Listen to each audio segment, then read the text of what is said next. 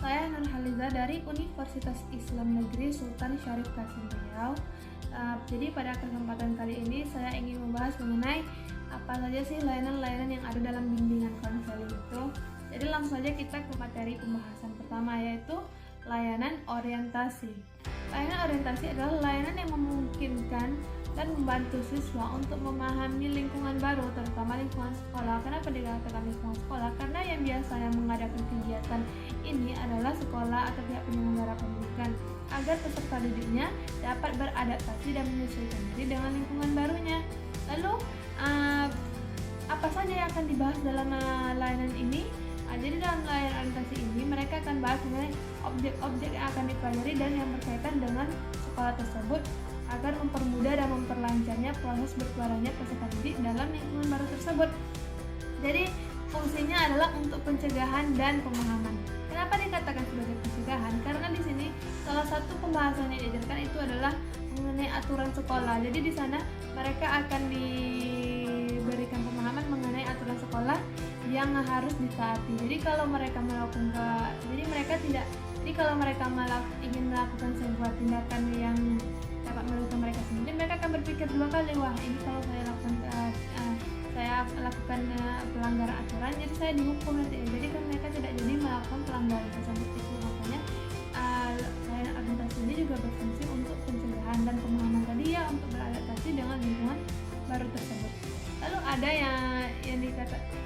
lalu yang berikutnya ada layanan informasi.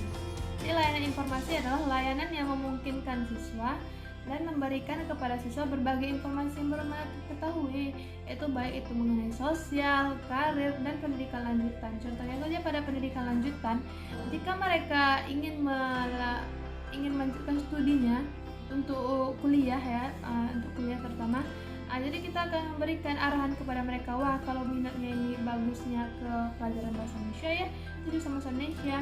Kalau bagusnya ke matematika ya ke jurusan matematika, bagusnya ke rumus-rumus fisika atau kimia ya ke jurusan tersebut. Jangan dicampur adukan, nanti hasil atau output yang dihasilkan itu tidak akan bagus. Jadi disinilah peran konselor dalam layanan ini sangat membantu siswa sekali, yaitu gunanya adalah untuk dapat mengambil keputusan secara tepat. Jadi diharapkan setelah diadakan layanan informasi ini, peserta didik itu dapat memilih, wah berarti kalau saya kemampuan atau kompetensi yang saya miliki itu gini, jadi saya cocoknya ke sana nih, ke jalur ini, ke jurusan ini nih. Jadi itu dikatakan dengan pengambilan keputusan yang tepat. Dan layanan ini juga berfungsi untuk pencegahan dan pemahaman juga, untuk pencegahan supaya mereka tidak salah langkah atau gegabah dalam mengambil keputusan, untuk pemahaman agar menanamkan kepada diri mereka tentang bagaimana bagusnya mereka ke depannya. Jadi sebenarnya ini untuk pembentukan kepribadian untuk ke depannya ya. Lalu ada itu layanan pembelajaran. Layanan pembelajaran itu adalah layanan yang berguna untuk mengembangkan sikap dan kebiasaan belajar yang baik. Kenapa dikatakan untuk mengembangkan sikap dan kebiasaan belajar yang baik? Karena dalam layanan ini siswa diharapkan mampu mengikuti pembelajaran dengan baik, karena ketika layanan ini dilaksanakan akan diberikan masukan-masukan kepada siswa tersebut mengenai pembelajaran kita di sekolah ini macam ini, kita pulang jam sekian, kita istirahat jam sekian, kita sholat jam sekian, lalu kita berangkat sekolah jam sekian. Lalu itu kan memberikan gambaran kepada siswa kalau dia belajar itu harus menaati aturan dan mengikuti protokol-protokol alurnya, mengikuti alurnya saja. Jadi nanti agar mereka itu dapat mengikuti ke pembelajaran dengan baik. Jadi mereka juga diharapkan agar dapat menikmati pelajaran itu dengan sesantai-santai mungkin, dan tidak hanya santai ya, sebenarnya tidak hanya santai, tapi mereka diharapkan juga mampu memahami pelajaran itu tersebut. Itulah gunanya layanan pembelajaran ini. Lalu ada itu layanan penempatan dan penyaluran. Jadi layanan ini berguna untuk membantu siswa dalam proses penempatan dan penyaluran. Kenapa dikatakan sebagai layanan penempatan dan penyaluran? Karena layanan ini berguna untuk siswa yang bakatnya adalah menyanyi. Jadi itu kesenian kan. Jadi mereka akan dikelompokkan dengan orang-orang seni.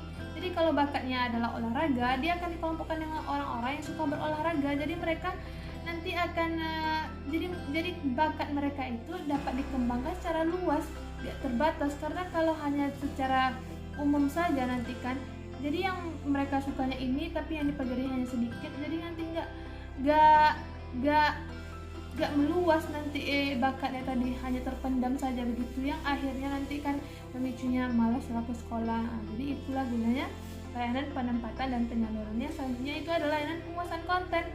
Layanan penguasaan konten ini adalah layanan yang berguna untuk membantu siswa dalam menguasai konten tertentu. Contohnya itu konten itu seperti kompetensi dan kompetensi. Sepertinya kompetensi dan seperti kompetensi.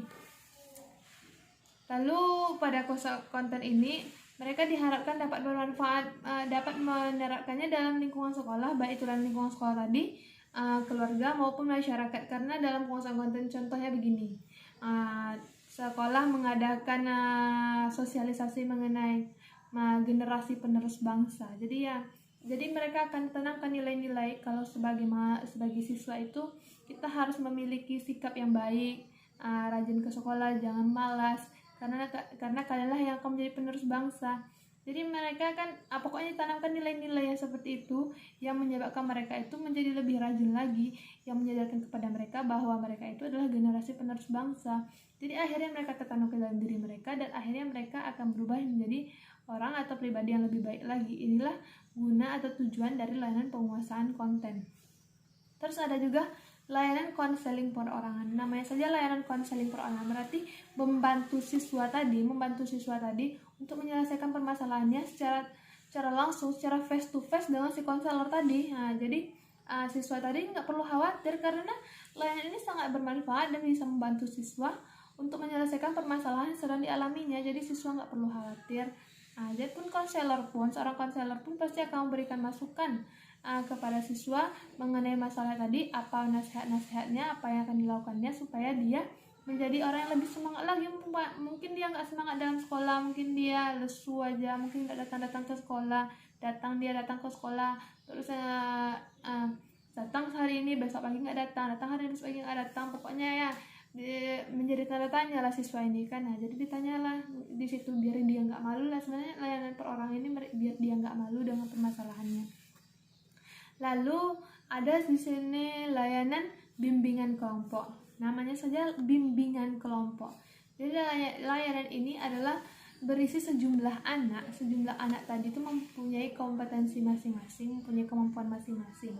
Jadi mereka nanti akan diberi sebuah materi atau topik pembicaraan yang akan melatih pemahaman mereka dalam bersosialisasi. Tidak hanya dalam bersosialisasi ya, kemampuan lain pun juga dilatih dalam layanan bimbingan kelompok ini. Lalu ada di sini layanan konseling kelompok. Beda dengan layanan bimbingan kelompok. Kalau layanan konseling kelompok ini, siswa-siswa yang bermasalah karena masing-masing mengungkapkan dan menyampaikan permasalahan mereka. Mengapa begitu harus menyampaikannya secara bersama-sama, agar mungkin siswa yang pertama dia menyampaikan keluhan, jadi siswa yang lainnya tadi memberikan masukan kepadanya kalau dia tuh harus begini, harus tabah, harus ini. Jadi kan orang yang memberikan tadi tuh juga mempunyai permasalahan sebenarnya yang akan dia sampaikan. Jadi yang merasa orang lain juga, siswa ini juga, teman saya ini ternyata juga mempunyai masalah, saya bisa memberikan masukan kepadanya. Masa saya sendiri nggak bisa memberikan masukan kepada diri saya sendiri. Jadi nanti ketika ia telah menyampaikan masalahnya, nanti siswa yang lain lagi yang bermasalah juga menyampaikan masukannya. Ternyata mereka ternyata di dunia ini nggak hanya dia sendiri yang sedang dalam keadaan tersulit ya. Ternyata banyak juga siswa lain. Akhirnya memberikan kepada dia pemahaman, wah aku harus semangat nih, ternyata kehidupan itu nggak semanis ekspektasi ya, itulah yang bisa dikatakan.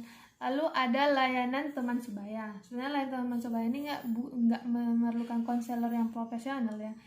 Sebenarnya kalau saya pribadi, saya umuran saya sekitar 20-an. Nah, jadi di umur saya 20-an saya curhat kepada teman saya mengenai masalah saya. Jadi teman saya akan memberikan masukan kepada saya dan motivasi kepada saya bahwa saya harus gini ya, atau mungkin harus semangat lah kan.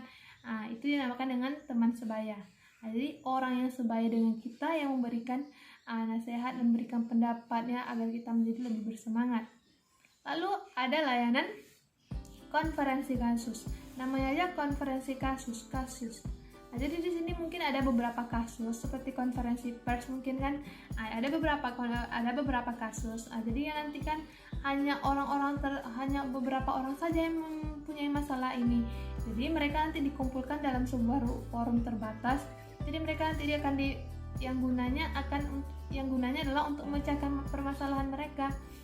Jadi nggak semua siswa yang mempunyai masalah seperti ini sebenarnya. Jadi mereka akan diadakan konferensi kasus mengenai permasalahan mereka untuk mencari solusi mengenai permasalahan mereka dan memperbaiki diri mereka. Lalu ada layanan konsultasi. Sebenarnya layanan konsultasi ini seperti kita ke dokter berkonsultasi, wah dokter saya sakit apa nih ya, gejalanya begini-begini, dokter saya di rumah gini-gini. Lalu dokter memberikan, wah kamu sakit ini ya gitu. Kalau itu dalam ranah kesehatan. Kalau dalam ranah pendidikan, layanan konsultasi itu bisa berupa begini. Jadi jadi di dalam sekolah itu kita sudah punya bahan lah dari pihak sekolah. Kita nih seorang siswa yang bermasalah tadi ini udah punya bahan. Kita nggak bisa menyelesaikannya. Jadi ya ada didatangkanlah seorang konselor. Nanti konselor ini akan membaca tanpa ia tahu atau tanpa ia berbicara dengan si yang punya masalah tadi, ia sudah tahu permasalahannya karena sudah membacanya kan. Jadi ini suatu proses pembantuan. Jadi kiranya ini sebagai perantara antara si konselor dengan si konseling. Nah, begitu.